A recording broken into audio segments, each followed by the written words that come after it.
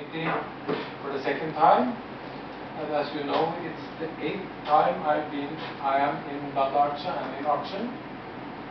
Oke, terima kasih sudah menerima kedatangan kami di sini. Kalau dengan dengan komisi ini saya sudah dua kali bertemu, dan saya sendiri sebenarnya sudah 8 kali datang ke Aceh, dan saya bahagia selalu disambut di Aceh. And I'm very glad to be back and talk more about mental health and mental health rehabilitation. So I think Rumah Sakit Jiwa have reached a good way. It's going in a good way now.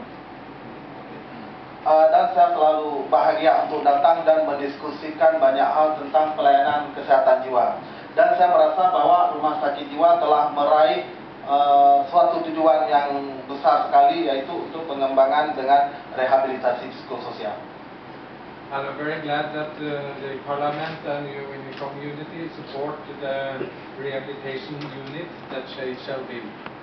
Dan saya juga bahagia karena dari parlemen dan juga masyarakat mendukung untuk terjadinya pembangunan di Kota Malaka, dan dukungan itu akan membuat semuanya mungkin untuk kita lakukan.